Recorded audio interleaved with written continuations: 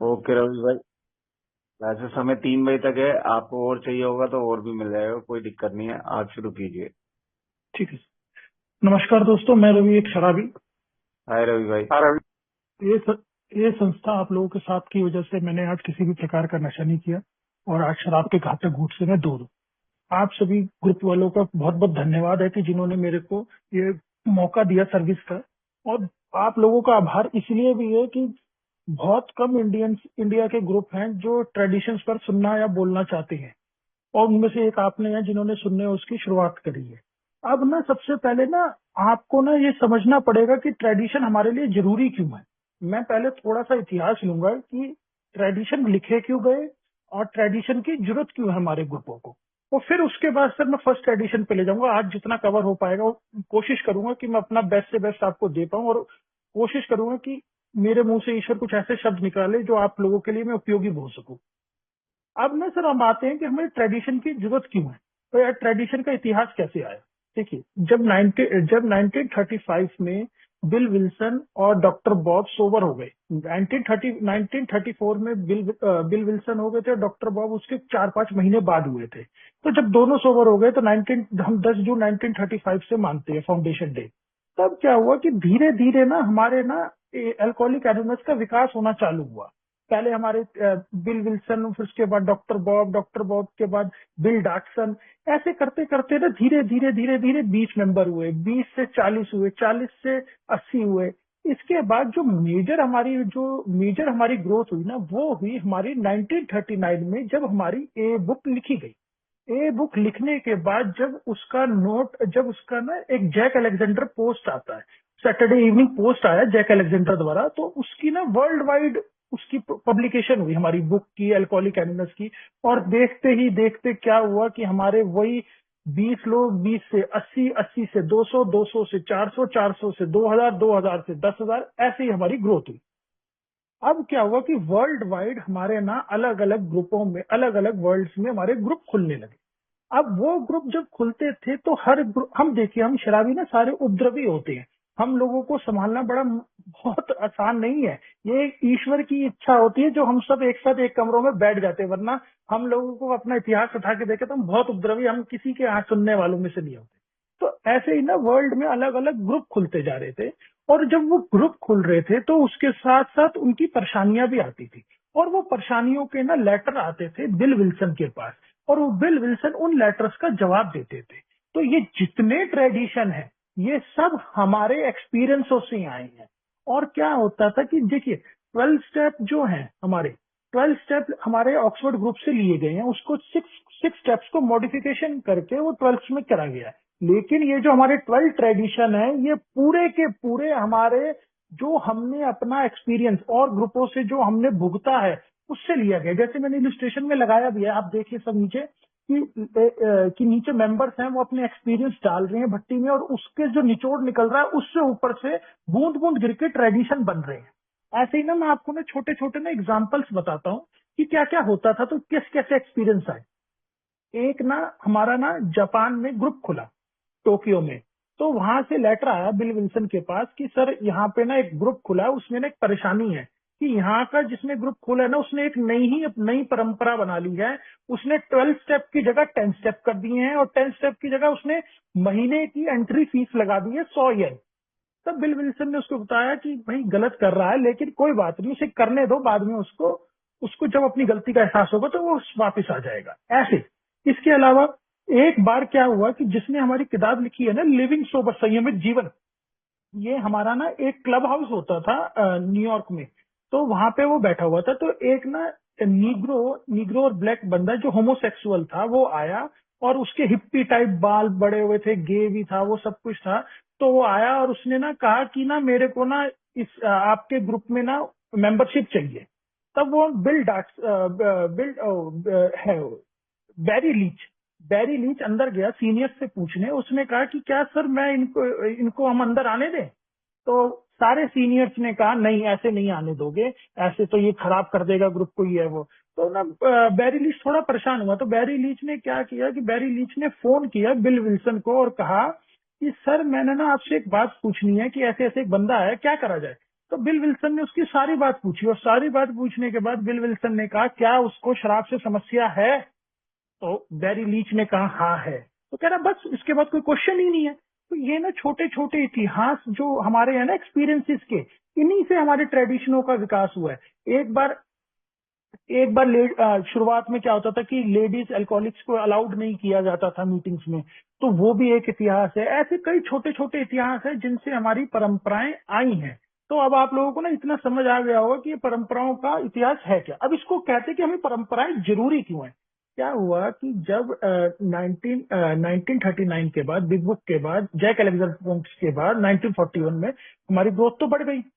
अब bill Wilson को ये तो समझ आ गया था कि ये संस्था यहाँ तो नहीं रुकेगी, ये पूरे वर्ल्ड वाइड फैलेगी, और इसको एकजुट यूनिटी करने के लिए कुछ ना कुछ तो करना पड़ेगा। तब उन्होंने बड़ी कोशिश करी कि ना ये ट्रेडिशंस उन्होंने लिखे, और देखिए 1946 में ये ट्रेडिशन लिखे गए, लेकिन हम लोगों को इसको लागू करने में पूरे 5 साल लग गए थे, क्योंकि कई लोग लेटर लिख के बिल विल्सन को भेजते थे और ये बोलते थे कि आप हमारे ग्रुप में आओ, शेयरिंग करो, ये बताओ कि तुम्हें व्हाइट लाइट एक्सपीरियंस कहाँ से हुआ, अपनी बोतल कहाँ छुपा के रखते थे, तुमने क्या क्या कर्म किए, क्या क्या नहीं किए, ये सब कुछ बताओ, लेकिन भगवान के लिए इन ट्रेडिशनों को बात मत करो।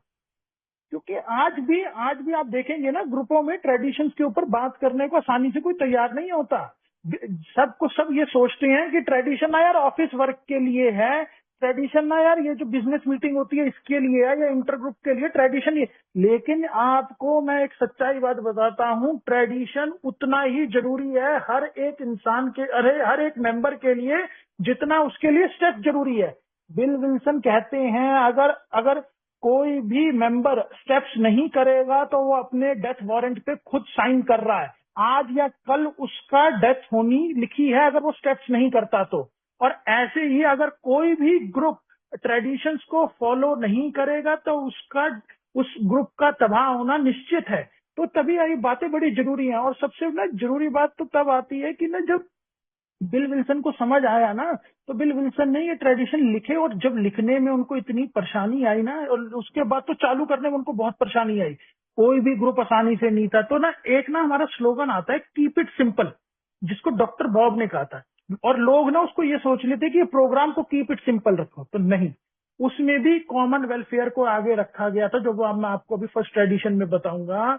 जब बिल विल्सन ने कहा कि अब 12 ट्रेडिशन लिख लिए गए हैं, इनको चालू कर देंगे और इसके बाद इन सब लोगों को मानना पड़ेगा और यूनिटी आएगी, तब डॉक्टर बॉब ने अपने लास्ट के समय में कहा था bill keep it simple. Keep it simple का मतलब उसने ये रखा था कि भैया अगर ये हमारी फेलोशिप चाहेगी ये ट्रेडिशन को मानना तो हम इसे लागू करेंगे, अगर वो नहीं चाहेगी तो हम नहीं लागू करेंगे। और शुरुआत के 4 साल इन ट्रेडिशंस को हमने एक्सपेरिमेंटल बेसिस पे रखा था, और उस एक्सपेरिमेंट जब हमारा कामयाब हो गया तब हमने उसको फर्स्ट अपनी कन्वेंशन में इसको लागू करा, और ये प्रिंट तो हो चुके थे। लेकिन आपको मैं छोटी छोटी बातें ना इतिहास से आती है कि ट्रेडिशन जरूरी क्यों है। ट्रेडिशन इसलिए जरूरी है कि हर एक ग्रुप को जिंदा रखने के लिए ट्रेडिशन को फॉलो करना ही पड़ेगा।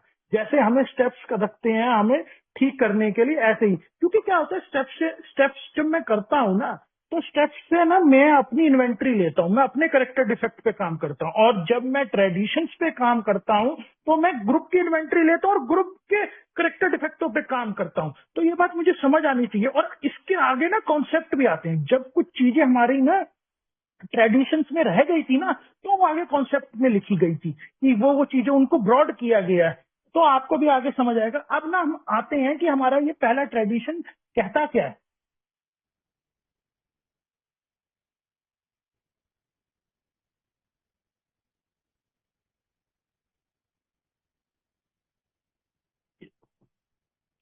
सर देखिए इलुस्ट्रेशन में ना सबसे मैंने फोटो लगा दी है। इलुस्ट्रेशन ना सबसे ना वाइड होता है कि हम इसको ना आसानी से समझा सकते हैं कि यार ये ट्रेडिशन फर्स्ट कह क्या रहा है। और ट्रेडिशन ना लोगों को लगता है यार बड़ा मुश्किल है सीखना, ट्रेडिशन बहुत आसान है, और ये हमारे एक्सपीरियंसों से, और जब हम देख के करके सुन के करते रहते हैं ना, तो ये हमें आ जाते हैं। वह सबसे आसान ट्रेडिशंस में आता है। सबसे पहला है हमारा सार्वजनिक कल्याण प्रथम आना चाहिए, व्यक्तिगत सुधार एक ही एकता पर निर्भर है। हम इसको ना इजी भाषा में ये भी कह सकते हैं कि हम सामूहिक कल्याण को प्राथमिकता देते हैं, व्यक्तिगत रिकवरी एक ही एकता पर निर्भर है। अब समझिए, ये देखिए, मैंने तो अकेले अपने कम से कम 1 लाख बार शराब छोड़ने की कोशिश की गई होगी, और मैं 1 लाख 1 बार कम से कम फेल हुआ हूं, मैं कभी अकेला शराब नहीं छोड़ पाया। जब मैं इन कमरों में आया, पता नहीं क्या भगवान का चमत्कार हुआ, क्या फेलो मेंबर के साथ मैं रहा और उनकी बातें सुनी, मेरी शराब चली गई। तो मुझे ये समझ आता है कि यार अगर मैं इन लोगों के साथ रहूंगा तो मैं यार बचा रहूंगा। और तब बिल विल्सन बड़ी अच्छी बातें कहते हैं, एक ग्रुप, अगर कोई भी ग्रुप को सरवाइव करना है, अगर कोई भी ग्रुप सरवाइव करेगा तभी इंडिविजुअल मेंबर सरवाइव कर पाएगा। तो यानी कि ग्रुप को सरवाइव तो करना ही पड़ेगा, तभी हमारी इंडिविजुअल की रिकवरी है। अगर ग्रुप ही जिंदा नहीं रहेंगे तो हम मेंबर्स मीटिंग कहाँ करेंगे, बातें कहाँ करेंगे, अपनी शेयरिंग कहाँ करेंगे। तो हमें ये ध्यान रखना है। अब इलस्ट्रेशन में ना सबसे अच्छा ना पहला पॉइंट है, जब भी हमारे यहाँ कोई कोई नया मेंबर आता है और जो शराब पी के हुड़दंग काट रहा होता है, तब हम क्या करते हैं, हम उसको कहते हैं जब तू ठीक हो जाएगा, तू अभी अभी उसको हम भेज देते हैं कि जब तू ठीक हो जाएगा तब तू वापस आ जाइयो। क्यों? क्योंकि हम ग्रुप का कॉमन वेलफेयर ऊपर रखते हैं। ये नहीं कि हम इंडिविजुअल इंडिविजुअल भी हमारे लिए वो उतना ही जरूरी है। अब हम अगर हम अब इतनी बड़ी बात कह रहे हैं कि यार हम तो नए मेंबर को भेज देते हैं, भाई हम हर नए मेंबर को नहीं, जो मेंबर शराब पी के हुड़दंग काट रहा होता है और अभी उस स्थिति में नहीं होता, जो बात सुनने को तैयार हो, तब ग्रुप ग्रुप कॉन्शियस करके हम कह देते हैं यार इसको भेज दो, सीट तब आना जब यार ये थोड़ा सुनने लायक हो या ठीक हो। ये बात हमें समझने वाली है। और फिर हम तो ऐसी बात सोचते हैं कि यार अगर हम कॉमन वेलफेयर को इतना ऊपर रखेंगे तो ऐसे तो ग्रुप्स हो गए, और ऐसे तो ये हमारे सब सामूहिक कल्याण के चक्कर में मेंबरों की बात ही नहीं सुन जाएगी। लेकिन इसके साथ साथ हम हर एक मेंबर को बोलने का अधिकार है, हर एक मेंबर को मीटिंग में आने का अधिकार है, हर एक मेंबर को हम ना निकाल सकते हैं ना बुला सकते हैं। ये सब चीजें हैं पूरे एक जैसे इसमें इसमें ये है कि पूरे शरीर में ना नशे की तरीके से हम बटे हुए हैं, और हमारा दिल ना हमारा दिल पूरे विश्व का ए है। तो क्या होता है, अगर हम इन नसों को काटेंगे ना तो धीरे धीरे खून निकलते निकलते ना हमारा दिल धड़कना बंद हो जाएगा। तो हमें ये समझना होगा कि मैं होल ए का सिर्फ सिंगल पार्ट हूं। जैसे समुद्र के अंदर मैं सिर्फ एक बूंद के बराबर हूं। एल्कोहलिक एनोनस नाम का एक समुद्र है बहुत बड़ा, जिसमें पूरे विश्व के ग्रुप्स और पूरे विश्व की फेलोशिप आती है, मात्र सिर्फ मैं उसका एक बूंद हूं। और ये मुझे हमेशा ध्यान रखना है। अब इसमें कॉमन वेलफेयर को ना हम थोड़े छोटे पार्ट में ले जाते हैं। हम सोचते हैं कि सिर्फ ये हमारे ग्रुप्स के ऊपर है, नहीं। यहाँ पे कॉमन वेलफेयर का मतलब हो रहा है सामूहिक कल्याण का विश्वव्यापी। अगर मैं सिर्फ अपने ग्रुप के बारे में सोच रहा हूँ, अपने इंटर ग्रुप के बारे में सोच रहा हूँ, सिर्फ मैं अपने बारे में सोच रहा हूँ, तो मैं सेल्फिश हूँ। मेरे को पूरे विश्व के बारे में सोचना है कि मैं क्या बेहतरीन कर सकता हूँ। ये नहीं कि सिर्फ मेरा ग्रुप के क्या अच्छा कर सकता हूँ, या मेरे इंटर ग्रुप के लिए क्या अच्छा कर सकता हूँ, या मैं अपने लिए क्या अच्छा कर सकता हूँ। असल में शराब पीते टाइम भी तो मैं सिर्फ मैं ही कर रहा था। अगर मैं अपना इतिहास देखूं तो मेरे शराब पीने का कारण यही था कि भैया मैं शराब जब भी मैं अपने आसपास और अपने आसपास के लोगों को अपने हिसाब से चलाना चाहता था, अगर वो नहीं चलते थे तो मैं रेस्टलेस, इरिटेबल, डिस्कंटेंट हो जाता था और मेरी आई आ जाती थी। क्या होता था, अगर मेरी बीवी मेरे हिसाब से नहीं चली, मेरे माँ बाप मेरे हिसाब से नहीं चले, मेरे ऑफिस के वर्कर मेरे हिसाब से नहीं चले, अरे ये कैसे नहीं चले, और मैं परेशान हो जाता तो मैं कहता चले यार छोड़ना, थोड़ी सी पीनी तो बनती है। और ऐसे ही मैं यहाँ पे मीटिंगों में करता हूँ कि मेरे हिसाब से शेयरिंग हो, मेरे हिसाब से ये हो। नहीं भैया, मुझे कॉमन वेलफेयर रखना है। क्या करना है इसमें, सबसे बड़ा इसमें ये कहता है बिल विल्सन कि अपने को त्यागना है। जो शराबी अपने आप को सबसे आगे रखता था, कभी इसकी टोपी उसके सर, कभी उसकी टोपी उसके सर, कभी मैनिपुलेशन करना, इसको नीचे गिराना, उसको नीचे गिराना, इसके साथ आज पीनी है, कल उसके साथ नहीं पीनी, इसकी जेब से चोरी करी, कभी उसकी टोपी उसको पहनाई, और आज मुझे वो त्याग की भावना आती है। तो इसको कहते हैं फुल साइकिक चेंज। जब मैं अपने आप से पहले अपनी फेलोशिप को रखता हूँ, मैं अपने आप से पहले दूसरे मेंबर को रखता हूँ, मैं अपने आप से पहले ये सर्विस के लिए आगे सोचता हूँ कि यार इससे क्या हो सकता है, तब ये आता है। ऐसे ही स्टेप 1 और ट्रेडिशन 1 जुड़ा है। स्टेप 1 हमें क्या कहता है, मैं शराब के सामने बेबस हूँ और मेरा जीवन अस्त व्यस्त है। वो प्रॉब्लम बता रहा है हमें कि मैं शराब के सामने बेबस हूँ और मेरा जीवन अस्त व्यस्त है। और ट्रेडिशन पहला क्या कह रहा है कि अगर हम एक साथ रहेंगे तो हमारा व्यक्तिगत रिकवरी एक ही एकता पर निर्भर है। यानी कि उसमें सॉल्यूशन दे रहा है कि अगर मैं एकता में रहूंगा तो मेरा तो अपने आप ही ठीक हो जाऊंगा, तो मेरा प्रॉब्लम हो जाएगा। और ऐसे ही मैं अकेले कितनी बार मैंने कोशिश करी शराब छोड़ने की, मैं हाँ, तो लाखों बार मैं कम से कम वो हुआ हूँ कि यार आज ऐसे नहीं पीऊंगा, आज वैसे पीऊंगा, अकेले पीऊंगा, इसके साथ पीऊंगा, यार आज एक हफ्ते के लिए छोड़ दी, नवरात्रे आएंगे इसके लिए। मैं हमेशा फेल हो जाता था। लेकिन जब मैं फेलोशिप में आया, मैंने मीटिंगें करी और मेरे को पता चला कि यार हाँ, फेलोशिप में यार कुछ तो ताकत है, तो मेरे को समझ आता है। तो वही मेरे को अब यहाँ करना है। मुझे सामूहिक कल्याण को प्राथमिकता देनी है, अपने आप को नहीं देना। मेरे को अपने आप को त्यागना है। अब ना मैं ना आपको थोड़े से ना अपने ना पुराने उसके लेके जाता हूँ कि हमारे पुराने पुराने ना इन्होंने क्या किए हैं, बिल विल्सन और डॉक्टर बॉब ने, जो आपको ना बड़ा अच्छा लगेगा कि यार ये ऐसे ऐसे इनके इतिहास के रहे हैं। एक बार क्या हुआ कि क्लीवलैंड का एक ग्रुप था, क्लीरेंस एस का। उन्होंने ना उन्होंने ना बिल और बॉब के लिए ना बातें फैलाने लगे कि ये दोनों ना रैकेट चला रहे हैं और एक तरीके का ना फ्रॉड कर रहे हैं, और बिग बुक की सेल से इन्होंने $64,000 कमाए हैं एक साल, पिछले साल में। तब बिल विल्सन को और डॉक्टर बॉब को ये बात पता चली। देखो, आज के जमाने में अगर हमारे यहाँ ऐसा कुछ होता है ना कि दूसरे ग्रुप के बारे में या दूसरे मेंबर के बारे में करे, तो वो मेंबर वहां जाना ही छोड़ देता है। लेकिन नहीं, उन्होंने सामूहिक कल्याण को महत्वपूर्णता दी कि नहीं, हम उनसे अलग नहीं होंगे या उनके ग्रुप को हम अलग नहीं करेंगे या कुछ परेशान नहीं करेंगे। वो उनके ग्रुप में गए और अपने अकाउंटेंट्स को लेके गए और उनको उन्होंने सर्वे करवाया, ऑडिट करवाया, बताया कि भैया हमने इतने पैसे नहीं कमाए। पिछले साल पूरे लास्ट साल की इस बुक की सेल में डॉक्टर बॉब को तो साल के $1,000 मिले हैं और मुझे तो 35 $35 और वीक मिले हैं। तो उन्होंने ये बात रखी, कॉमन वेलफेयर को आगे रखा और उन्होंने बात रखी और ग्रुप ने अपनी गलती को स्वीकार किया, अपोलोजाइज किया। तो हमें ये छोटी सी बात पता चलती है कि उन लोगों ने उस टाइम पे भी किया। एक और बताता हूँ मैं आपको। डॉक्टर बॉब के पास ना एक ना नए ग्रुप का इनविटेशन आया जो सैम सी ने खोला था। तो डॉक्टर बॉब के साथ ना एक बंदा रहता था, एड बी। वो इनके पास आया डॉक्टर बॉब के पास और कहता कि सर आप ना, एड कहता कि आप ना इस नए ग्रुप की इनॉग्रेशन में मत जाइए। तो डॉक्टर बॉब ने कहा नहीं, वो जो ग्रुप खुला है वो दूसरे लोगों की मदद के लिए खुला है। मैं सिर्फ सैम सी के लिए नहीं जा रहा हूँ, मैं उन लोगों की मदद के लिए जा रहा हूँ, क्योंकि उन लोगों ने मुझे बुलाया है। कॉमन वेलफेयर फर्स्ट है। तो ये बात देखने वाली है कि उनके दिमाग में वो भी तब भी बातें चल रही थी। एक बात मैं आपको बड़ी अच्छी है इसमें, डॉक्टर बॉब के पास में लोग आते थे ना जब गॉसिपिंग करने और लोगों की दूसरों की चुगलियां करने कि सर वो आपके बारे में ऐसे कह रहा था या वो ग्रुप में ऐसा हो रहा है वैसा हो रहा है। तो डॉक्टर बॉब जो भी बंदा उससे शिकायत करने आता था उसको ये कहता था, मैं तेरी बात तब तक नहीं सुनूंगा जब तक तू उस बंदे को साथ नहीं लेके आके आएगा जिसकी तू बुराई कर रहा है। वो कभी उसके पास फिर लेके नहीं आता था, बुराई नहीं होती थी। तो बड़ी अच्छी बात है कि वो हमेशा कॉमन वेलफेयर को आगे करते थे। और एक मैं आपको ना बड़ी अच्छी इसमें बात बताता हूँ कि शायद आपने सुनी भी हो, डॉक्टर बॉब और सिस्टर इग्निशिया। देखिए हम अपने जीवन में क्या करते हैं, यहाँ पे ए में आने के बाद अगर मैं किसी की एक आधे शराबी की मदद कर देता हूँ ना, तो मैं अपने आप को ना 10 जगह गाता हूँ, अरे देखो मैंने इसको सोबर करने में मदद की थी, इसके साथ ऐसे किया था, इसके साथ वैसे किया था। डॉक्टर बॉब ने 5,000 बंदों को अपने हॉस्पिटल में ट्रीटमेंट दिया था और सोबर होने में मदद की थी, और विद अपने फंड से। अब सोचिए कि वो सिर्फ 15 साल जिंदा रहे और 1935 से सोबर हुए थे और 1950 तक जिंदा रहे। अब हम तकरीबन लगाएं तो डेली के 2 बंदे आते हैं। उन्होंने 5,000 बंदों को सोबर करने की कोशिश, सोबर किया, और एक बार भी उन्होंने उसका श्रेय नहीं लिया। ये बातें हमें ध्यान देनी चाहिए। उन्होंने कॉमन वेलफेयर के लिए, लोगों की मदद करने के लिए कितनी महत्वपूर्णता का काम किया।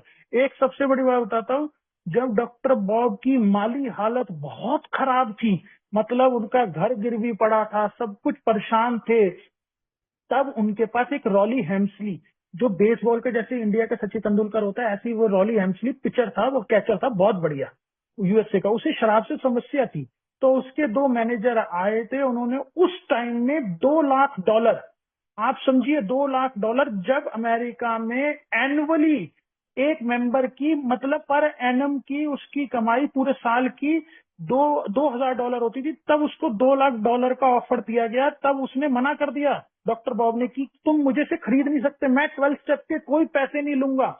और उन्होंने कॉमन वेलफेयर को आगे रखा। उन्होंने 6 बंदों की टीम बनाई और रॉली हेम्सली को सोबर करने में मदद करी, और आखिरकार वो सोबर हो गया। ये बातें ना हमें ध्यान रखनी चाहिए कि इतिहास में कहाँ कहाँ से छोटी छोटी चीजें आएंगी, क्योंकि जब हम इतिहास हमें पता है क्या सिखाता है कि करंट अगर कोई सिचुएशन में कोई परेशानी आ रही है ना, तो हम अपने इतिहास से ना एक ना सैंपल उठा सकते हैं या एक हम हिंट ले सकते हैं कि यार वहां उस टाइम पे ऐसा हुआ था और हमें ये इस टाइम पे ऐसा करना चाहिए। और देखिए हर ग्रुप को गलती करने का भी अधिकार है, हर मेंबर को भी गलती करने का अधिकार है, लेकिन हमें उसमें कॉमन वेलफेयर को रखना है। कॉमन वेलफेयर क्या करना है कि हमें ये देखना है कि इससे कोई ए का नुकसान तो नहीं हो रहा या इससे कोई ए मेंबर का नुकसान तो नहीं हो रहा। अब इसके बाद आते हैं कि ना, ये तो बॉब की भी है, और एक बिल विल्सन और लुइस की भी मैं बताता हूँ। बिल विल्सन और लुइस का क्या होता था, जब भी ना कोई नए ग्रुप में, मतलब कोई ग्रुप इनको बुलाए या ना बुलाए ना, ये जाते जरूर थे। अगर कोई भी इनको पता चलता था ना कि नया ग्रुप खुल रहा है, तो एक दिन ना एक मेंबर इनके पास आया, बिल के पास और लुइस के पास, कि आप तैयार होके कहाँ जा रहे हो। तो उसने कहा हम वहां ना नया ग्रुप खुला है तो वहां जा रहे हैं। तो उसने कहा कि आपको तो सर इनविटेशन दिया नहीं उन लोगों ने, तो आप क्यों जा रहे हो। तब उन्होंने कहा कि नहीं, पूरा होल वर्ल्ड का ए मेरा है, मेरे को कोई नहीं रोक सकता। तो उन्होंने कॉमन वेलफेयर को आगे रखा। आज के जमाने में हम क्या होता है कि वहां ग्रुप की मीटिंग हो रही है ना, अरे नहीं वहां नहीं जाना, अरे वो बेकार ग्रुप है, अरे यार उसका मालिक उस ग्रुप का वो है यार, वहां के मेंबर। भाई साहब उन लोगों ने शुरुआत से ही नहीं, हम पूरे वर्ल्ड का ए का ग्रुप सबका हमारा है। किसी भी ग्रुप में जाओ, बैठो, सर्विस करो, मन करे वहां बैठ के बात करो, ये अच्छा पता चलता है। ऐसे ही ना एक ना येली यूनिवर्सिटी थी, येली यूनिवर्सिटी ने बिल विल्सन को 6 डॉक्टरेट डिग्री, मतलब 6 बार डॉक्टरेट डिग्री देने की बात करी। और यहाँ देखो, अगर यहाँ पे तो हम, अगर कोई ए में थोड़ा सा हमें काम अप्रिसिएशन मिल जाए ना, तो हम उसकी फोटो लगा के ग्रुप में डाल देते हैं और उसको ऐसे कर देते हैं। उन्होंने डिग्री, डॉक्टरेट की डिग्री लेने से मना कर दिया, और उन्होंने उनको लेटर लिख के भेजा येली यूनिवर्सिटी को कि अगर आप ये ये डॉक्टरेट की डिग्री बिल विल्सन को दे रहे हो तो वो नहीं एक्सेप्ट करेगा।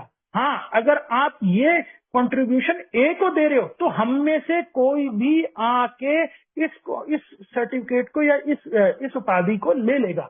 तब बिल विल्सन की टीम में से कोई बंदा गया था और जाके उन्होंने यूनिवर्सिटी में अपना ये सर्टिफिकेट लिया था कि उन्होंने, हाँ हमें ए को नहीं अच्छा काम कर रहे हैं। तो ये छोटी छोटी बातें हैं, ये पता चलता है। ऐसे ही ना मैं आपको एक और बताता हूँ, जिसमें ना डॉक्टर सिल्कवर्थ जिन्होंने बिल विल्सन को ये बीमारी के बारे में बताया था, ये चार्ल्स बी टाउन्स हॉस्पिटल था, ये यहाँ पे ना नौकरी करते थे। अब क्या था, चार्ल्स बी ना बहुत अच्छा बंदा था, ये हमारी काफी मदद करी है इसने। तो क्या हुआ कि ना चार्ल्स बी ने एक दिन ना बिल विल्सन को अपने पास बुलाया और कहता यार देख, मैंने लास्ट ईयर ना इतने इतने पैसे कमाए हैं तेरी मदद से, मतलब तूने इतने लोगों को सोबर किया है, और देख मैंने मेरे मेरे हॉस्पिटल का भी नाम हो रहा है। यार क्या यार, तू मेरे साथ आजा, जुड़ जा पार्टनरशिप में, मैं तेरे को अच्छा प्रॉफिट भी दूंगा, अच्छी तनख्वाह भी दूंगा। और यार तू जो इन लोगों की मदद कर रहा है उसको उनकी और मदद कर पाएगा। तो बिल विल्सन को बड़ा अच्छा लगा। लेकिन ना बिल विल्सन ने जब वो घर गया, अपनी बीवी से बात की, अपने फेलो मेंबर से बात की, तो उन फेलो मेंबर ने जब समझाया कि नहीं ये गलत है, हम 12 स्टेप के कोई पैसे नहीं ले सकते, तो बिल विल्सन को समझ आया कि यार ये सही कह रहे हैं। और उन्होंने कॉमन वेलफेयर को आगे रखा कि हाँ, मैं 12 स्टेप के कभी कोई पैसे नहीं ले सकता, और मेरे को ये ध्यान रखना है कि यार इस चीज को मैं कमर्शलाइज नहीं करूं कि जो मुझे मुफ्त में मिला है।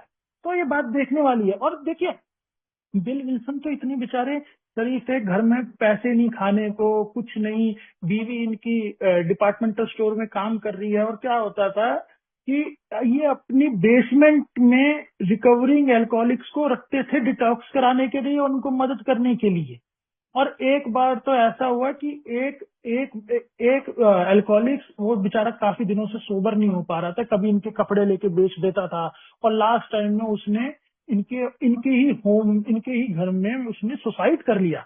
और देखिए इन्होंने ये सब कुछ होने के बाद भी कॉमन वेलफेयर को आगे रखा, शराबियों की मदद करने में वो पीछे नहीं हटे। और यहाँ पे हमारे में देख लो, अगर छोटा सा किसी पे आप एलिगेशन लगा दो या कुछ कह देते ना, तो वो मीटिंग आने के या वो दूसरे की तरफ आने की बात करने की मना कर देता है, ऐसे कर देता है जैसे पता नहीं क्या हो गया। तो मैंने देखा है कि यार यहाँ पे किसी सीनियर मेंबर किसी ने कुछ कह दिया ना, तो वो ऐसे मुंह बना ले। भाई साहब हमें अपना इतिहास को देखना चाहिए कि कितने मेहनत से इन लोगों ने हमें हमें जो देके गए हैं, हमें उसे कैसे संभालना चाहिए। ऐसे ही ना एक बहुत बढ़िया बात कहते हैं कि ना, हमने अपनी मीटिंगों में भी सुना होगा, easy does it, easy does it, easy से काम होता है जैसे। लेकिन इसके बारे में हमारे डॉक्टर बॉब कहते थे कि इजी डज इट का मीनिंग ये नहीं है कि आओ मीटिंग में बैठ जाओ और आके सोबर होके बस चले जाओ। नहीं भाई साहब, इजी डज इट से कोई रोल नहीं है। आपको मीटिंग्स में आना भी पड़ेगा, 12 स्टेप्स भी करने पड़ेंगे, सर्विस भी करनी पड़ेगी और लोगों की मदद भी करनी पड़ेगी। और वो ये कहते थे कि आप लोग हॉनेस्ट हो in the glass of joker, मतलब जोकर को इस हिसाब से कहते हैं honest in the glass of joker. मतलब कि अगर तुम सुबह उठ के शेव बना रहे हो ना और शीशे में जिस जोकर को देख रहे हो यानी कि वो मैं हूं, उसके साथ ईमानदार हो। ये पूरा प्रोग्राम ईमानदारी का है। तो ईमानदार होगे और तुम अगर 12 स्टेप करोगे और तुम अपने ये प्रोग्राम करोगे तो होगा। तो उसमें इनका ये कहने का मतलब था easy does it but do it, करो तो सही। तो ये बातें ना बड़ी छोटी छोटी हैं जो हमें ध्यान रखने वाली हैं कि क्या क्या कहते थे। ऐसे ही ना अब ना हम इलस्ट्रेशन के इस पे आते हैं जो मैंने आपको भेजा है।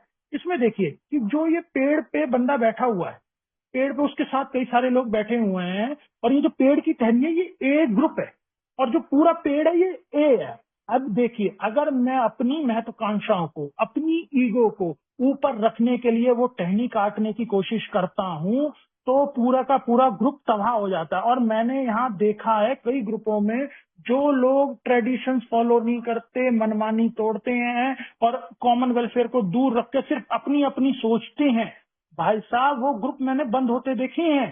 तो ये बातें हमें ध्यान देनी है कि अगर मैं अपना अपना करने लगूंगा तो मैं, मेरा तबाह होना तो तय ही है और पूरे ग्रुप का भी तबाह होना तय है। तो मुझे ऐसा नहीं करना। और इसके ऊपर देखिए, ऊपर में क्या, ऊपर में बना हुआ है एक समुद्र बना हुआ है, उसके मतलब वो समुद्र जो है वो शराबियत का समुद्र है और उसमें कोई आदमी गिर जाता है। देखिए हम में से कितने लोग यहाँ मीटिंगों में आते हैं और स्लिप्स हो जाते हैं, रिलैप्स हो जाते हैं। तो क्या होता है कि यार हम एकदम से ना ग्रुप, जैसे ना ग्रुप में कोई स्लिप होता है ना तो एकदम से ना वो हड़कंप मच जाता है कि यार वो स्लिप हो गया, यार उसके साथ ऐसा हो गया। जब मैं देखता हूँ ना यार साथ मेरे ग्रुप में भी एक 5 साल का स्लिप हो गया, एक 6 साल का स्लिप हो गया, तो मेरे को भी ना एक अपना पहला दिन याद आ जाता है। लेकिन ये हमारे ग्रुप की ही एक खासियत होती है कि उस स्लिप बंदे को हम वापस शराब के कमरों से, वहां वापस शराब से दूर निकाल के अपने कमरों में ले आते हैं और सोबर रहने में उसकी मदद करते हैं। आपने कितना देखा होगा कि स्लिप होने के बाद बंदा बच जाते हैं और लंबे टाइम तक सोब्रिटी रहती है। तो मेरे को ये बात है कि अगर हम इकट्ठे रहेंगे तो हम एक दूसरे को स्लिप होने से बचा सकते हैं। तो ये इलस्ट्रेशन में ना एक छोटी सी बात कहता है। और आप ना ये देखिए कि एक ना बहुत अच्छी बात इसमें कही गई है कि ना हम लोग ना जो शराबी होते हैं ना यार, पैसा प्रतिष्ठा जायदाद के चक्कर में बहुत ज्यादा पहले भी होते हैं। हम मतलब शराबी बनने से पहले भी हमें पैसा जायदाद प्रतिष्ठा बहुत कुछ चाहिए होती है, हर तरीके से मैनिपुलेशन करते हैं। और जब मैं अपने स्टेप्स करता हूँ ना तो स्टेप्स करने पे ना मेरा ना काफी करेक्टर डिफेक्टों पे काम हो जाता है। लेकिन मेरा ना पूरा काम नहीं हो पाता। मेरा पूरा काम तब हो पाएगा जब मैं ट्रेडिशन फॉलो करता हूँ। क्योंकि क्या होता है स्टेप्स करने के बाद भी मेरे में ईगो आ जाती है, देखो तुम मेरे से नीचे हो, मैंने स्टेप्स कर रखे हैं, तुमने नहीं कर रखे, मेरे को प्रोग्राम पता है, तुम्हें नहीं प्रोग्राम पता। लेकिन जब मैं ट्रेडिशन फॉलो करता हूँ तो वो मेरा ईगो, मेरी अहंकार, मेरी सेल्फिशनेस खत्म होती है। मैं अपने आप को समझ पाता हूँ कि नहीं यार ये बंदा भी उतना ही जरूरी है जितना मैं हूँ। अब आप देखिए कि भाई हम क्या कहते हैं कि शराब छोड़ने के लिए क्या इच्छा है। सिर्फ अगर आप ए का मेंबर बनना चाहते हैं सिर्फ शराब छोड़ने की इच्छा ही तो है। लेकिन हमें ये बात को भी ध्यान रखना है कि कॉमन वेलफेयर, भैया हमने किसी भी मेंबर को ना नीचे दिखाना है ना किसी को ऊपर। मैं आपको ना भी छोटे छोटे किस्से भी बताता हूँ कि ग्रुप्स में कैसे होता है। जो आप देखेंगे कि बहुत लोग, क्या होता है कि ग्रुप में ना इन्वेंट्रीज लेते हैं, गॉसिपिंग करते हैं। आप देखो कि कैसे हुआ कि मीटिंग नहीं आया बंदा वो, मगर शाम को उसको फोन करके दूसरे मेंबर से खबर लेगा आज मीटिंग में क्या हुआ था, उसने क्या कहा था, इसने शेयरिंग क्या की थी। अगर हम किसी की कोई रिजेंटमेंट होती है उसको हम पब्लिकली शेयर अपना दूसरे मेंबरों से शेयर करते हैं। ये बातें नहीं करनी चाहिए कि यार ये कॉमन वेलफेयर नहीं है। अगर उसने जो शेयरिंग ईमानदारी से की है और जब हम जिम्मेदारी की प्रार्थना भी लेते हैं और हम जब अनामता की प्रार्थना भी लेते हैं तो हम समझिए कि हम अपने कर्मों के लिए भी जिम्मेवार हैं, अपनी बोलचाल के लिए भी जिम्मेवार हैं। बाहर जाके हम दूसरे की इन्वेंट्री ना लें, गॉसिपिंग ना करें। मैक्सिमम ग्रुपों में होता क्या है कि आज मीटिंग में होगा क्या और उसके बाद होने के बाद वो चाय की दुकान पे सब कुछ होता है। आज इलेक्शन में क्या होगा, इस इलेक्शन में चुना कैसे जाए, वो पहले पहले डिसाइड होता है चाय की दुकान पे, ना कि मीटिंगों में डिसाइड होता है। ये सच्चाई है, कड़वा है मगर सच्चा है। आप ये सोचिए कि स्पॉन्सर पहले ही अपने स्पॉन्सर्स को बोलेगा आज भाई मीटिंग में ये बोलना है, आज भाई मीटिंग में ये बोलना है। अरे भैया आधी अधूरी जानकारियां मत लो स्पॉन्सर्स, भैया अपना भी दिमाग लगाओ। शराब पीते टाइम भी मैं क्या कर रहा था, मैं इधर की उधर ही तो कर रहा था। अब मैं उस शराब छोड़ने के बाद भी यही करूं तो फिर क्या फायदा मेरा शराब छोड़ने का। ये बातें ना जरा समझने की हैं। और ना देखिए, अब मैक्सिमम ग्रुप्स क्या होने लगे हैं, अब मैंने जो हमारे नॉर्दर्न इंडिया में, अगर एक ग्रुप को सेलिब्रेशन कर रहा है तो दूसरा ग्रुप उसी के टाइम सेलिब्रेशन रख देगा। ये कॉमन वेलफेयर कर रहे हो यार। अब भैया आप एक दूसरे से कम पूछ तो लो, अगर आपके यहाँ कोई बर्थडे है या आपके यहाँ कोई बर्थडे है तो एक आधा दिन ऊपर नीचे कर दो। अगर कोई एल्काथॉन कर रहा है तो दूसरा एल्काथॉन एक आधे हफ्ते ऊपर नीचे कर दे। नहीं भाई साहब, सेम डे ही करनी है, क्योंकि ईगो ऊपर है, वो कर रहा है तो मैं भी करूंगा, दूसरे को नीचे दिखाने। यही तो चक्कर है, क्योंकि स्टेप्स किए नहीं और ट्रेडिशन को तो फॉलो करना ही नहीं, तो कैसे चलेगी। तो ये बातें हमें समझनी चाहिए कि भाई साहब अगर मेरी जान ए से बची है ना, तो मुझको उसको कुछ देना है। ये नहीं कि मैं उसके उनके यहाँ पे गंदगी मचाऊं कि ये करूं वो करूं।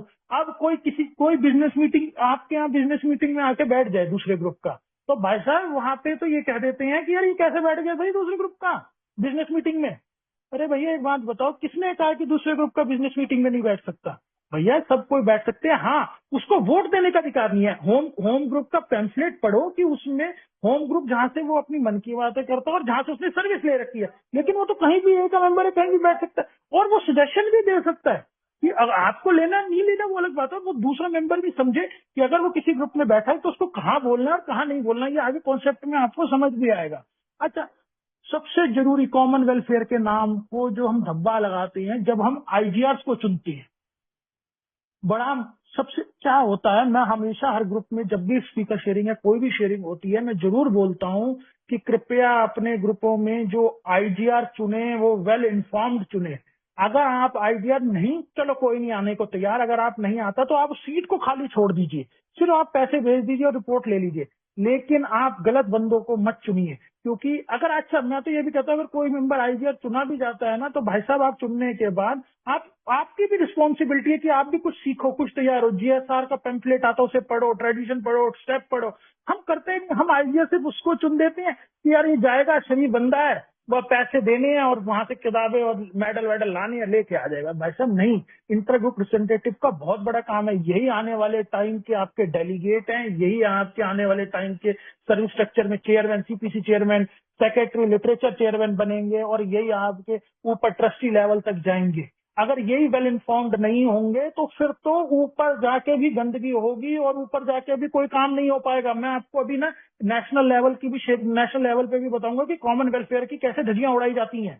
और तो और ये मैं अपने पर्सनल एक्सपीरियंस बताता हूँ कि मैंने देखा है कि भाई साहब जब जब किसी ग्रुप की दूसरे ग्रुप की बात हो रही होती है ना, अरे यार वो ग्रुप अच्छा नहीं है, यार वो ग्रुप अच्छा नहीं है, यार वो ग्रुप का ना मालिक वो है, वो ग्रुप में उसी की चलती है। अरे भाई साहब आप कह क्यों रहे हो, क्यों आप दूसरे मेंबर को वहां जाने से रोक रहे हो। भाई कॉमन वेलफेयर ऐसे नहीं, पूरा मेंबर हर कहीं जाए, उसकी हर चीज, उसकी फ्रीडम है, उसका अधिकार है, और ये बातें पता होनी चाहिए। बल्कि आप तो यहाँ देखिए कि कॉमन वेलफेयर के नाम पे हम क्या कहते हैं कि भाई यार स्टेप्स करने स्पॉन्सर ले ले। अरे भैया ये कहाँ लिखा है कि स्टेप्स करने के लिए स्पॉन्सर लेना ही जरूरी पड़ेगा। भैया आपने स्टेप्स करने हैं, स्टेप्स करिए, स्पॉन्सरशिप आपको लेनी है, इनिशियल लेना नहीं लेना वो आपके बाद है, लेकिन आप स्टेप्स करने के लिए ये क्यों कह देते हैं कि भाई स्पॉन्सर लेना ही पड़ेगा। स्टेप्स तो स्टेप्स हैं, जब आपका मन करे तब करे। मैं आपको एक बात बताता हूँ, मैंने ना अभी ना हमारे दिल्ली में सर्विस वर्कशॉप हो रही है जिसमें ऑल इंडिया लेवल के आ रहे हैं, जिसमें हमारे पांचों इंटर ग्रुप मिलकर सर्विस वर्कशॉप कर रही है। तो मैंने ना क्लीन स्लेट के ग्रुप में इसकी अनाउंसमेंट करी कि यार सर्विस वर्कशॉप हो रही है, कृपया सारे भाई आए। तो एक सीनियर मेंबर 34 साल का वहां पे भड़क गया, कहता आप होते कौन हो कि आप ग्रुप के आईजीआर हो जो आप यहाँ पे अनाउंसमेंट करिए, हमारा ग्रुप कंट्रीब्यूशन करेगा नहीं करेगा, हमारा ग्रुप उनके साथ जुड़ेगा नहीं जुड़ेगा, ये आप कौन होते हो बोलने वाले। मैंने फिर उनको बड़े प्यार से समझाया कि सर पहली बात मैं ए मेंबर हूं, और आपको पता होना चाहिए कि ए मेंबर कैसे बना जाता है। अगर मेरी से शराब छोड़ने की इच्छा है तो मैं उस ए मेंबर हूं। और दूसरी बात, आपको मैं कह रहा हूं कि मैं क्या अनाउंसमेंट करूंगा क्या नहीं करूंगा इसमें आपका कोई रोल नहीं है। जब और दूसरे ग्रुपों की बर्थडे की अनाउंसमेंट भी हो रही है, सब कुछ हो रही है, तो ये सर्विस वर्कशॉप की तो होगी, आप मुझे रोक नहीं सकते। और दूसरी बात, मैंने कहा ये कोई बिजनेस मीटिंग नहीं है, ये ओपन मीटिंग है और अनाउंसमेंट सबकी होनी चाहिए। क्यों? क्योंकि वो सीनियर मेंबर चाहते ही नहीं कि बंदे ये वेल इन्फॉर्म्ड हो, वो चाहते ही नहीं कि ये दूसरे आगे बने। और ये वो ऐसे मेंबर्स होते हैं जो, एक बार मैंने कॉन्सेप्ट की शेयरिंग कर दी थी मीटिंग्स में, तो वो कहते हैं कॉन्सेप्ट तो रवि सर्विस के लिए होते हैं, ये कहाँ तुम ग्रुपों में शेयरिंग कर रहे हो। तब मैंने उनको प्यार से समझाया कि सर कॉन्सेप्ट क्यों है, जो ट्रेडिशनों में बात रह जाती है वो कॉन्सेप्ट में है, और कॉन्सेप्ट 1 उठाइए तो सही। अल्टीमेट अथॉरिटी और पावर हमारी ग्रुप्स को दी गई है, हम हमारे कल्टीमेटिव ग्रुप कॉन्शियस को दी गई है। समझिए तो सही क्या है राइट टू पार्टिसिपेशन, क्या है राइट माइनॉरिटी की वोट, क्या है। हम कॉमन वेलफेयर को कहाँ रखते ही नहीं। अगर ग्रुप में कोई डिस्कशन पास होता है तो हम तो 3-4 बंदे हाथ खड़ा करके हाँ भाई हाँ भाई हाँ भाई, अरे किसी की हम सुनते ही नहीं। मैं अब आपको लोगों को ना एक नेशनल लेवल की बात बताता हूँ कि इस बार हमारे ना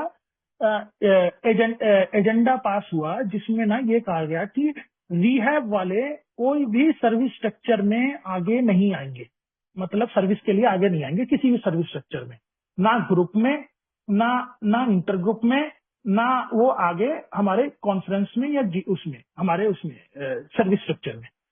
क्यों? और 66 वोटों में 64 वोट्स हमारे उनके अगेंस्ट डले गए रिहैब वालों के, और दो वोट उनके पॉजिटिव में डले गए। मैं देखिए, मैं कभी आज तक रिहैब नहीं किया, लेकिन मैं किसी का विद्रोह भी नहीं करता। एक बात बताइए कि मैं अपने जीवन में मैं मुश्किल से 100 लोगों को मैसेज दे के सोबर करा पाऊं, वो भी गरीमत है अकेले। लेकिन अगर मैं वो किसी अकेला अगर मैं किसी रिहैब में जाके पीआई वर्क करता हूं और बात करता हूं, तो मैं सीधा ही 200-300 बंदों को मैं वो दे सकता हूं मैसेज। अब इन इन क्या हुआ कि वेल इनफॉर्म्ड, अब हमारे में तो पेम्फलेट भी है कि करेक्ट ट्रीटमेंट फैसिलिटीज के साथ काम कैसे किया जाए, करेक्शन फैसिलिटीज के साथ काम कैसे किया जाए। और हम लोगों ने एकदम से कह दिया कि आप इस सर्विस स्ट्रक्चर में काम ही नहीं कर सकते। भैया आप ये देखिए कि कॉमन वेलफेयर को कल को वो आपको मना कर दे कि आप हमारे यहाँ नहीं आ सकते तो। और जब मैंने उनके अगेंस्ट में, उनके वोट के अगेंस्ट में सुना ना कि उन्होंने क्या कहा है, तो उसमें कॉन्फ्रेंस की रिपोर्ट किसी को चाहिए तो मैं कर दूंगा शेयर। उसमें ये लिखा हुआ था कि 2-3 अहमदाबाद के मेंबर हैं, उन्होंने एक मेंबर है, उन्होंने बाद में एक ग्रुप खोले। अरे भैया आप समझिए, अगर ए मेंबर है उसने बाहर ग्रुप खोल लिया तो वो कुछ भी करे। अब ना आपको ना मैं एक और बड़ा अच्छा देता हूँ वो उसका उदाहरण, कॉमन वेलफेयर के कैसे आता है। देखिए हमारी ना 24 आवर्स की थॉट्स आते थे, ये एक ना मेंबर ने लिखे थे, जैसे ही हमारी डेली रिफ्लेक्शन होती है ना, ये डेली रिफ्लेक्शन से पहले लिखे गए थे। और ये पूरे वर्ल्ड में यही 24 आवर्स थॉट्स पढ़े जाते थे अलग अलग दिन के।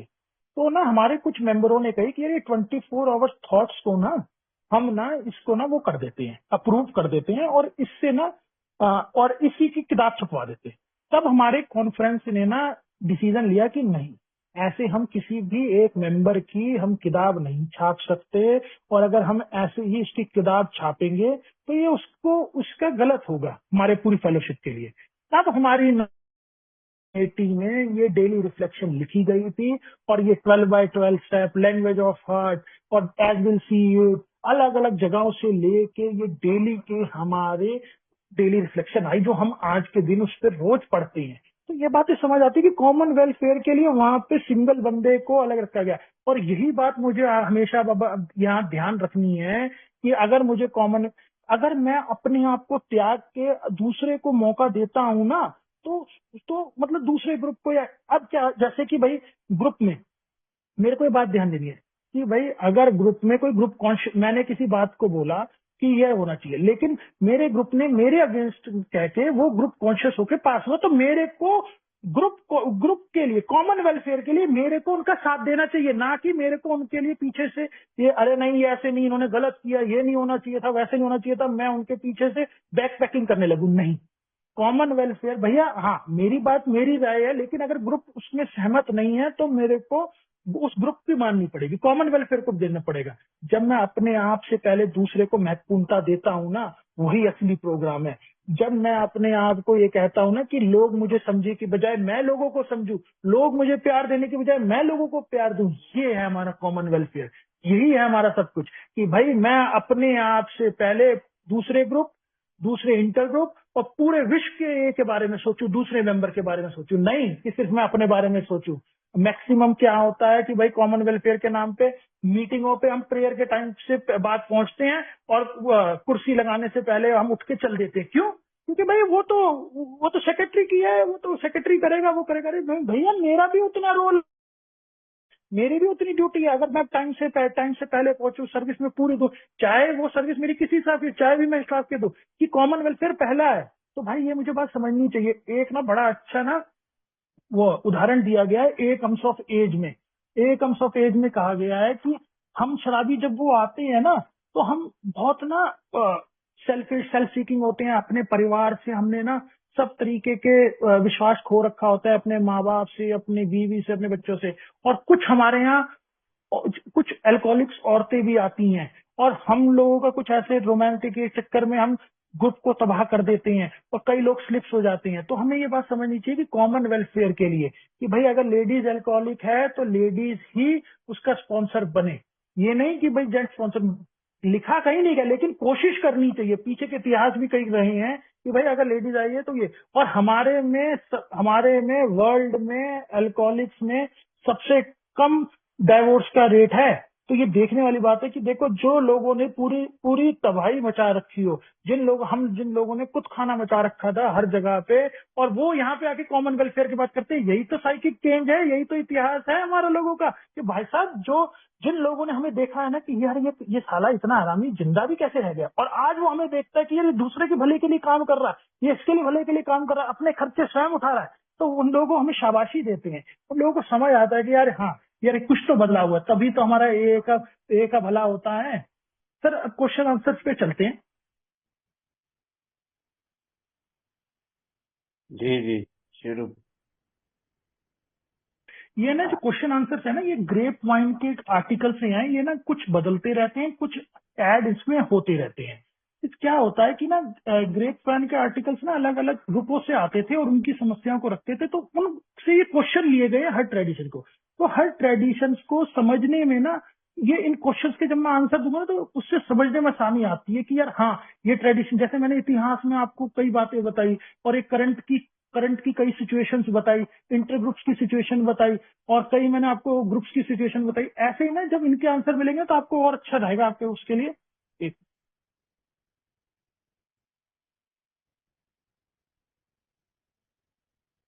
जी, ले लीजिए आप। एक मिनट सर, ये पहला क्वेश्चन है sir. First, I am in a group healing, mending, integrating person, और I am decide what about gossiping, taking other inventories. ये सर इसका हिंदी में इसका मतलब है कि सर, क्या मैं अपने समूह में उपचारक सुधारक हूँ, एकत्रित व्यक्ति हूँ, या विभाजकारी हूँ, गपशप करने वाला, या अन्य सदस्यों की सूची लेने के बारे में मैं क्या हूँ? देखिए सर, मैं जब नया नया आया था ना, तो मेरे को भी बड़ा शौक था। जब मैंने ना स्टेप्स किए थे ना ट्रेडिशन किए थे, मैं भी उसकी इन्वेंट्री लेता था। अरे यार उसका ऐसे है, वो यार ऐसे है, उसका बिजनेस वो है, आज उसने मीटिंग में ये शेयरिंग करी, आज उसमें ये शेयरिंग करी। लेकिन ना मैंने ना जब धीरे धीरे स्टेप्स किए अपने ऊपर, मैंने करेक्टेड इफेक्टों पे काम किया, तो मुझे समझ आया कि यार मैं कर क्या रहा हूँ। कहा यार यही तो काम मैं पीते टाइम कर रहा था, और यही अब मैं कर रहा हूँ। और तब मैंने ना उन चीजों को लेने बंद किया। लेकिन मैक्सिमम ग्रुपों में यही होता है। मैक्सिमम ग्रुपों में क्या होता है यार, वो उसके घर में ये कलेश चल रहा है, उसके बिजनेस अच्छा नहीं चल रहा, अच्छा यार उसके साथ ये हो गया, अच्छा वो वहां घूमने गया है, अच्छा वो उसने ये कहा, उसने दूसरे मेंबर के लिए ये कहा, आज वो गाड़ी ले आया। अरे आप समझिए कि आप ए में शराब की समस्या के होप स्ट्रेंथ देने, एक्सपीरियंस के लिए आए हो, इन चीजों के लिए नहीं आए। और मैं ये सिर्फ जूनियर्स की नहीं कह रहा, ये मैं 30-30 साल, 34-34 साल के लोगों की कह रहा हूँ। वो यही करते हैं। वो क्या करते हैं यार, दूसरे ग्रुपों की इन्वेंट्री, दूसरे ग्रुपों से मतलब, अच्छा वो अब उन्होंने तो और कई लोगों ने तो ये कर रखा है कि कई स्पॉन्सर ने अपने स्पॉन्सर्स को ऐसे बना रखा है कि भाई खुद, असल में क्या होता है कि स्पॉन्सर की होती है खुद की रिजेंटमेंट, वो अपने स्पॉन्सर्स के थ्रू वो आगे निकलवाता है। अरे उन बेचारों का ना कोई मतलब ना कुछ। अरे वो ग्रुप अच्छा नहीं है, उसको ऐसे कह देना, इसको शेयरिंग का मौका मत देना, ये हमारे ग्रुप में आना नहीं चाहिए, ये नहीं। यही तो कर रहे हैं। तो भाई साहब मेरे को ये ध्यान देना है कि कॉमन वेलफेयर को मुझे आगे रखना है। मुझे किसी भी मेंबर की गॉसिपिंग नहीं करनी, किसी की इन्वेंट्री नहीं करनी, क्योंकि इससे ग्रुप तबाह होते हैं। मुझे किसी के बारे में कोई राय नहीं देनी, मुझे सिर्फ अपने से मतलब है। ये सेल्फिश का प्रोग्राम है, क्या कहते हैं सेल्फिश का, ये प्रोग्राम नहीं है सेल्फिश का कि सिर्फ अपने अपने बारे में सोचूं। भाई साहब सेल्फिश में तो मैं शराब पीते टाइम भी तो सेल्फिश ही था, लेकिन अब मुझे भाई साहब औरों के बारे में भी सोचना है। ऐसा मैं कोई काम ना करूं जिससे मैं ग्रुप में कॉमन वेलफेयर को ठेस पहुंचाता हूँ, यूनिटी को ठेस पहुंचाता हूँ। क्योंकि अगर ग्रुप जिंदा नहीं रहेगा तो मैं कहां से जिंदा रहूंगा। तो मुझे ग्रुप को जिंदा रखने के लिए भाई साहब ऐसी कोई गॉसिपिंग नहीं करनी चाहिए। अब आते हैं दूसरे क्वेश्चन पे। Second, I am a peace maker और do I pure pursue such as a just for sake discussion plunge into argument. इसका हिंदी वर्जन है, क्या मैं शांति स्थापित करने वाला व्यक्ति हूं या क्या मैं केवल चर्चा के लिए जैसे पवित्र प्रस्तावनाओं के साथ बहस में उत्तर उत्तर जाता हूं। अब ना मैं सर आपको ना एक छोटी सी बात बताता हूँ। हमारे ना एक ना इंटर ग्रुप की मीटिंग हुई। इसमें कहना क्या चाह रहा देखना ध्यान से। हमारे ना इंटर ग्रुप की मीटिंग हुई, तो एक एक ग्रुप ने ना ऑनलाइन कन्वेंशन कर रहा है, मतलब वो ऑनलाइन का ग्रुप है और वो कन्वेंशन कर रहा है। तो उस ग्रुप में पूरी चर्चा ये हुई कि भाई आप ऑनलाइन वाले को कैसे मंजूरी दे सकते हो, आप ऑनलाइन वाले को रोकना चाहिए, हमें ये करना चाहिए, हमें वो करना चाहिए। तब मैंने बोला कि भैया आप एक बात सुनो, हमारा कॉमन वेलफेयर है, दूसरा ग्रुप क्या कर रहा है क्या नहीं कर रहा, क्या करना चाहिए वो देखेगा।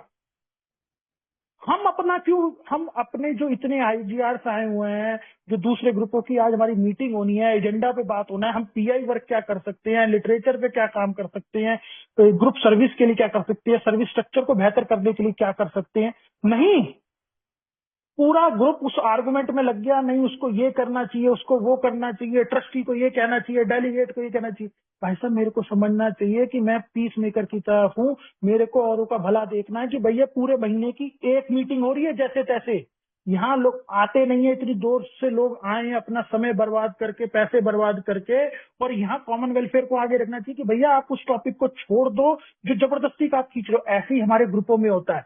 हमारे ग्रुपों में क्या, अब आपको मैं अब अपने ग्रुप्स में भी छोटी छोटी बात बताता हूँ। सेक्रेटरी, यार चाय वाला अच्छा नहीं आ रहा, दूसरी यार जगह से चाय लगाई जाए, क्या आपकी ग्रुप की सलाह है।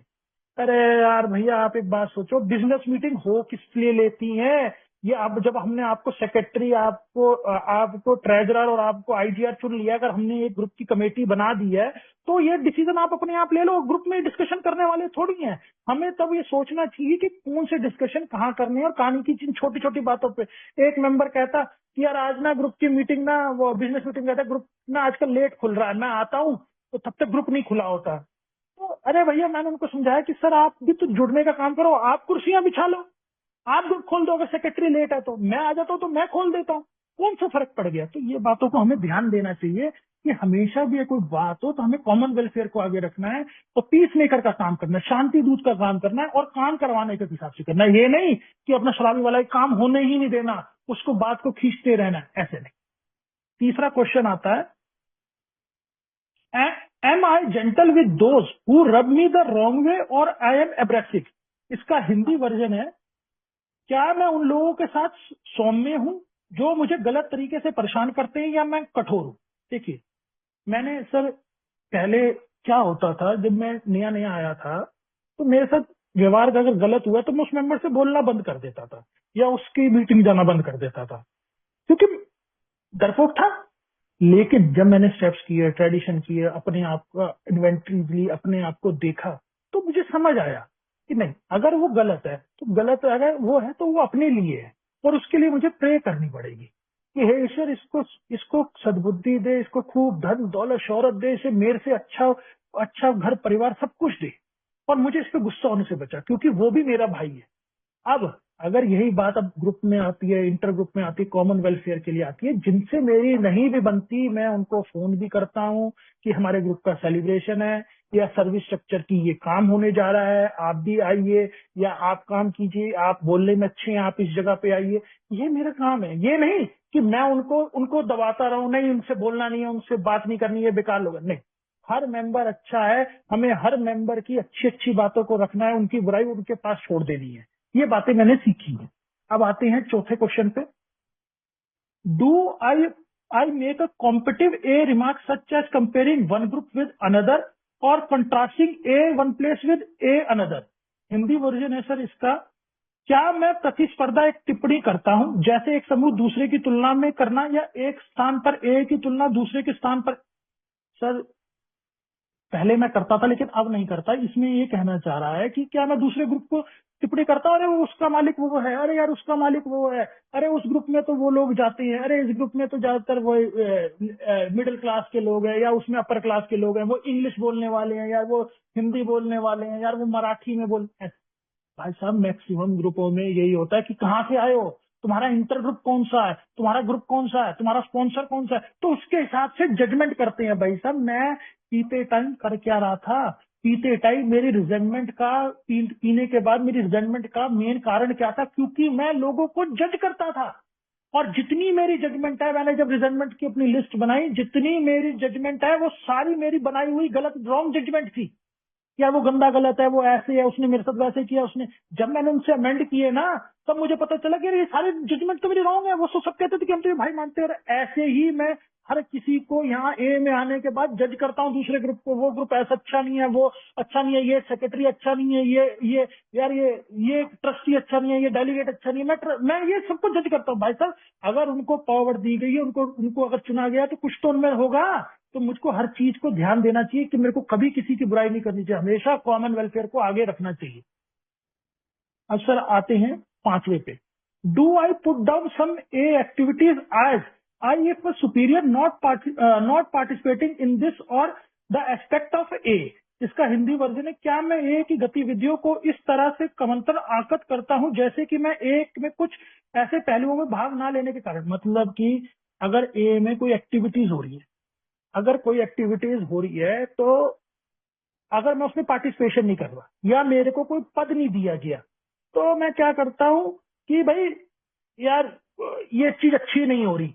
मैक्सिमम ग्रुपों में यही हो रही है। जैसे मैंने आपको पीछे बताया था कि मैंने सर्विस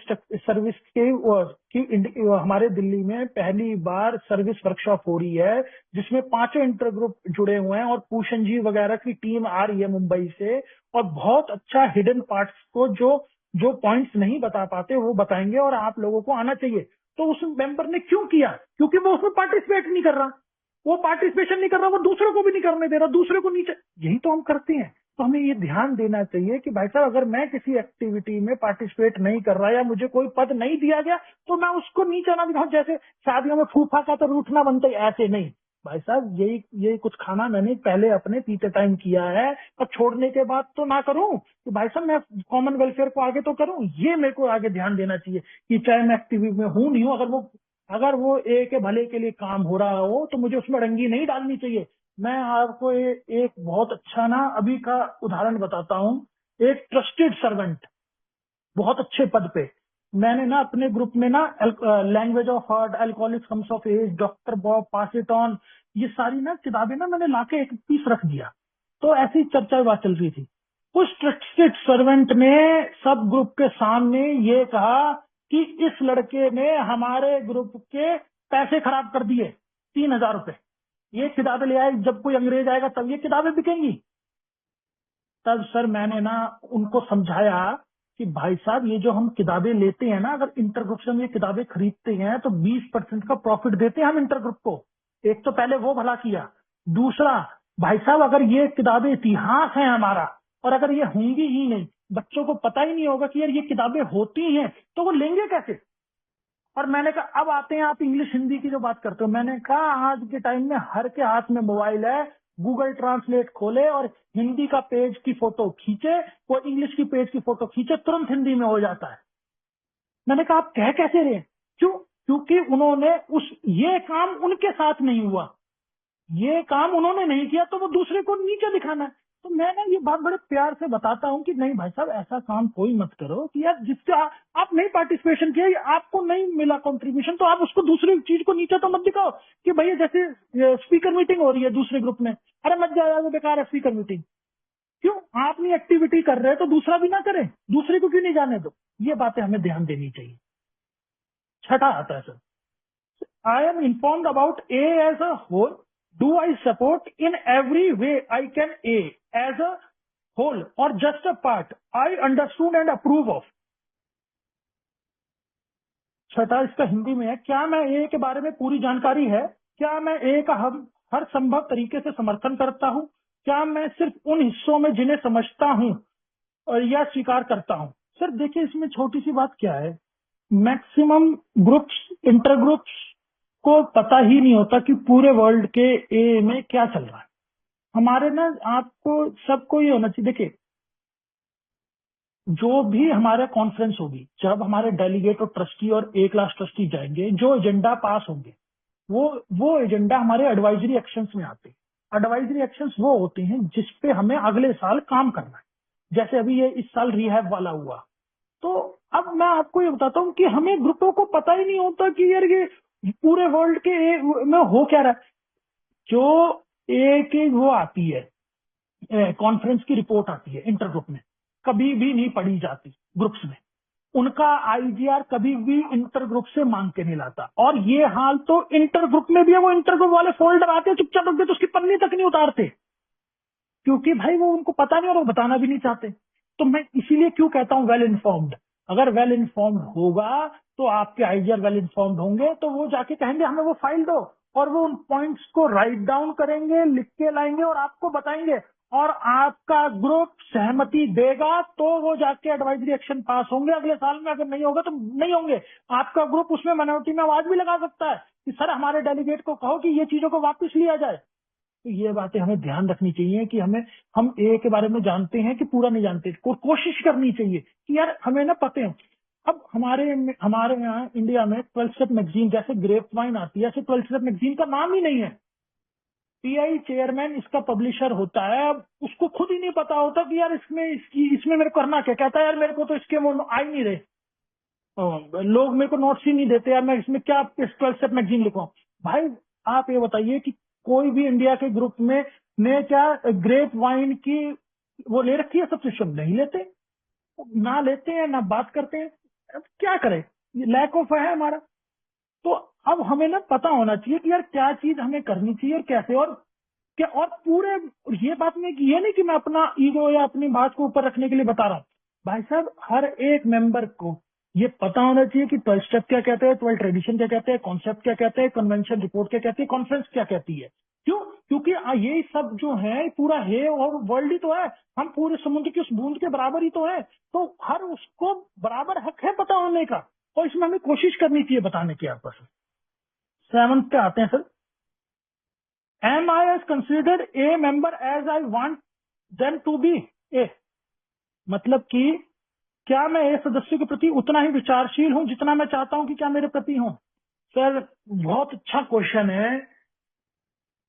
मैं इज्जत के लिए तो बहुत चाहता हूं।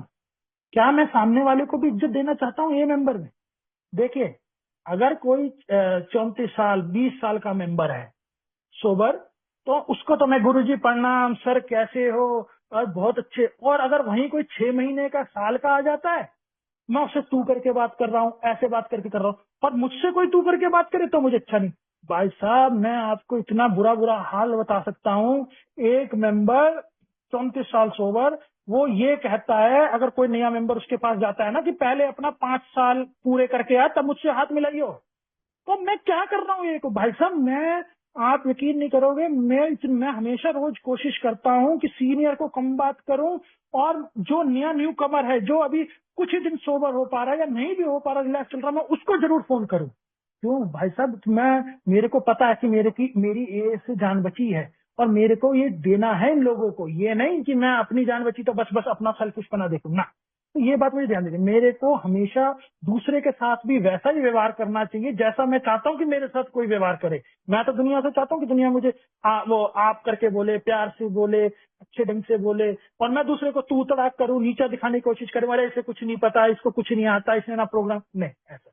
तो मेरे को ये बात ध्यान रखनी चाहिए कि मैं जैसा व्यवहार अपना चाहता हूँ वैसे ही मैं दूसरे के साथ करूँ। 8 क्वेश्चन पे आते हैं sir. Do I plot platitude about love while indulging in the secretary justifying behavior, the bristles with hostility? Sir क्या मैं प्रेम के बारे में बकवास करता हूँ साथ ही शत्रुता से भरे व्यवहार को गुप्त रख से उचित ठहराता हूँ?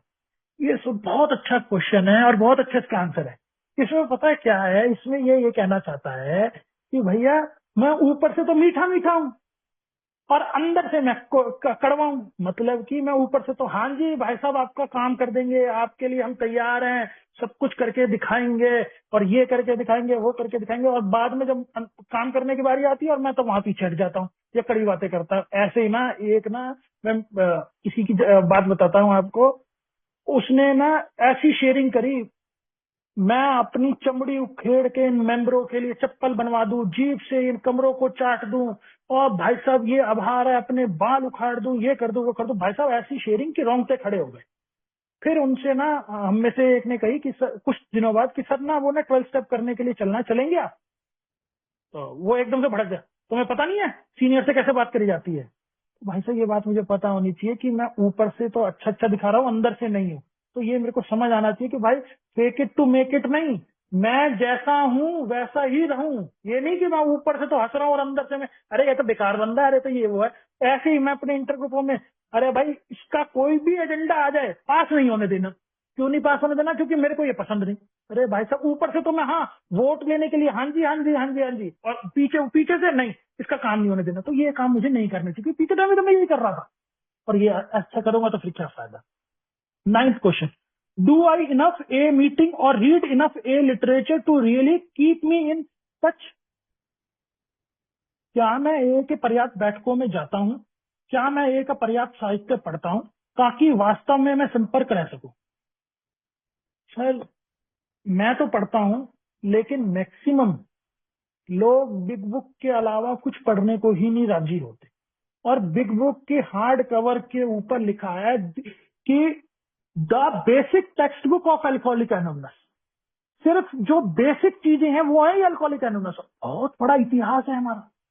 हमारे पास लैंग्वेज ऑफ हर्ट है, एल्कोहलिक्स कम्स ऑफ एज है, डॉक्टर बॉब है, ओल्टाइमर्स है, पास इट ऑन है, संयमित जीवन है, हमारा जनरल सर्विस मेन्यू है, एज विल सी इट है, हमारे पास केम टू बिलीव है, 12/12 है।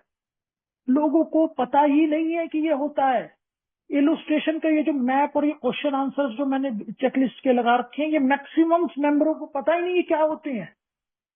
क्योंकि वो मीटिंगों में यार सिर्फ और सिर्फ ना अपनी बीमारी शेयर करते आते हैं। मेरे को थोड़ा सा तो दुख लगता है, हाँ यार बीमारी शेयर करनी बनती है यार, अपना ना यार तुम लाइफ स्टोरी बतानी बड़ी जरूरी है जब कोई नया मेंबर है। लेकिन यार उसको रोज तो मत रोते रहो। कुछ तो ग्रुप को नया करो। जैसे भैया अगर मेरे को कुछ नया नहीं मैं सीखूंगा, तो वो जैसे एक पानी निरंतर बहता रहता है तो वो साफ रहता है ना, तो ऐसे ही मुझे अपने में कुछ नया करता रहना पड़ेगा, हर मीटिंगों में जुड़ा रहना पड़ेगा। ऑनलाइन क्या हो रहा है, ऑफलाइन क्या हो रहा है, नया नया लिटरेचर पढ़ना पड़ेगा, पीछे का इतिहास लेना पड़ेगा। अब की कॉन्फ्रेंस में क्या हुआ, क्यों? क्योंकि मैं सुनना ही नहीं चाहता। मैं सिर्फ अपने बारे में सोचता हूँ, यार मेरा बिजनेस अच्छा हो जाए, मेरी बीवी वापस आ जाए, मेरे बीवी बच्चे अच्छे हो जाए, मेरे माँ बाप अच्छे ढंग से हो जाए, मेरा मकान बन जाए। क्यों? क्योंकि शराब पीते टाइम भी मैं ये कर रहा था, और अब शराब छोड़ने के बाद मैं क्या कर रहा हूँ, मैं भाई साहब दूसरे के बारे में सोच ही नहीं था कि भाई साहब मेरे को यही तो बात है कि मेरे को और मीटिंगों में भी जाना चाहिए, लिटरेचर को भी पढ़ना चाहिए, लोगों को बताना भी चाहिए। ऐसा नहीं है कि लोगों को ज्ञान नहीं है, ए मेंबर का ही ज्ञान है, लेकिन सबसे पहले वो ज्ञान तब बांटेंगे कि भैया पहले स्पॉन्सर बन और स्पॉन्सर ले मेरे को, तब मैं तुझे बताऊंगा। ऐसा क्यों? अरे भैया कोई भी नया मेंबर आए उसको बता। मेरे पास कोई भी मेंबर फोन करे, किसी भी चीज के बारे में पूछे, जो मुझे नॉलेज होगी मैं उसको वो किताब, वो पेज और वो फोटो जरूर भेज दूंगा कि भाई ये इससे आपकी मदद मिलेगी इससे। और अगर मेरे को नहीं भी पता होगी तो मैं उसको कोई भी ऐसे एक मेंबर का नंबर दे दूंगा कि यार आप इनसे बात कर लो, ये आपकी इस चीज में मदद कर सकते हैं। तो ये मुझे ध्यान रखना चाहिए, मुझे ऐसे काम करना चाहिए, हमेशा थोड़ा बहुत लिटरेचर पढ़ना चाहिए और थोड़ा बहुत मीटिंगों में मेरे को हमेशा नया कुछ ध्यान रहना चाहिए। आखिर का क्वेश्चन है, do I share with a all of me bad and the good expecting as well as the giving the help of fellowship? क्या मैं ए में साथ सभी अच्छे और बुरे पहलुओं को साझा करता हूँ और साथ ही संगीत की मदद भी करता हूँ? सर इसमें ये क्या कहने की कोशिश कर रहा है, क्या मैं ईमानदारी से अपनी मीटिंगों में अच्छा और बुरे को सबको मैं शेयर करता हूँ? मैं सर एक एक शब्द जो मैंने अभी यहाँ अपने एक्सपीरियंस में जो भी मैंने शेयर किए ये बिल्कुल सच है। क्यों? क्योंकि सर मेरे को जो एक्सपीरियंस है ये मुझे शेयर करने पड़ेंगे। ये नहीं कि मैं उनमें बातें बनाऊं, मिर्च मसाला करके मैं कहानी बनाऊं। मैं कर सकता हूँ लेकिन नहीं, मेरे को सिर्फ ईमानदारी से वो चीजें बतानी है जो मैंने भुगता हुआ है या देखा हुआ है या जो पढ़ा हुआ है। अभी मैं आपको हाल ही की बताता हूँ, हमारे इंटर ग्रुप के इलेक्शंस में चेयरमैन पोस्ट के लिए पहले तो उसको चेयरमैन पोस्ट के लिए खड़ा करा दिया गया जिसको सर्विस ही नहीं करी। 2 महीने पहले वो सिर्फ आईजीआर बन के आया और अब उसको सीधा चेयरमैन। क्यों? क्योंकि वो किसी का स्पॉन्सर अच्छा है, पैसे वाला है। और उसने क्या किया, उसने भाई साहब खुद तो वो आया नहीं नॉमिनेशन भरने, वो दूसरे दूसरे अपने मैनेजर को भेज दिया जो ए मेंबर भी नहीं है। और मैं वहां वहां मैं इलेक्शन ऑफिसर के सामने कह रहा हूँ कि भैया आप ये क्या कर रहे हो, ये गलत है। जो ये मेंबर नहीं, आपके क्या दूसरे ग्रुपों को? भाई साहब ये मेरे को बातें बतानी पड़ेंगी मेंबरों को। ये बातें मुझे आगे आगे के लिए एक्सपीरियंस देती हैं कि भाई साहब ये हमारे साथ हुआ है, ये आप जरा बच के रहिए, आप ये इस चीज से बचिए, इस चीज को ये करिए। क्यों? मेरे से लोग, मैक्सिमम लोग वो इन चीजों से डरते हैं कि रवि इतना खुले ढंग से तू कैसे बोल देता है। मैंने कहा नहीं भाई साहब, मैंने शराब पीते टाइम बहुत गंदगी मचा ली, अब मैं यहाँ करूंगा मेरे को कोई फायदा नहीं। मैंने कहा जो सच है वो मैं बता के रहूंगा, चाहे उसमें मेरे को कितना ही विवाद का सामना करना पड़े। मेरे को जो भी बात होती है मैं पूरे ग्रुप की, पूरे इंटर ग्रुप की, यहाँ तक की सर्विस स्ट्रक्चर की भी सारी बात मैं सब मेंबरों को A to Z पता होनी चाहिए। क्यों नहीं पता होनी चाहिए? अरे ऐसे ही मेरे जितने अच्छे एक्सपीरियंस है, मेरे जितने गुड एक्सपीरियंस है, जितने मेरे लाइफ के, वो मेरे को ईमानदारी से शेयर करने चाहिए कि भाई मैं इससे किसी का हो सकता है, किसी का नहीं। अगर कोई कोई मेंबर अपनी शेयरिंग करता है ना और मेरे को पता है उसका सोल्यूशन मेरे पास है, तो ये नहीं कि मैं मीटिंगों में चीख चीख के बोल रहा हूँ ना। मैं मीटिंग खत्म होने के बाद उसके पास जाता हूँ और जाके मैं उसके कंधे पे हाथ रख के कहता हूँ कि भैया मेरे पास कुछ एक्सपीरियंस है, शायद आपकी मदद कर सकता है, ये आप मेरा नंबर ले लीजिए और जब मन करे आप फोन कर लेना। ये मेरा असली वो है कि भाई साहब ये मेरा है कि यार मेरे को जो मिला है वो आराम से बांटू। ये नहीं कि मैं उसको लेके बैठा रहूं कि भाई साहब ना, जब कोई मेरे से हाथ पांव जोड़ेगा तभी मैं उसको बताऊंगा ना। तो ये क्वेश्चंस तो सारे पूरे हो गए।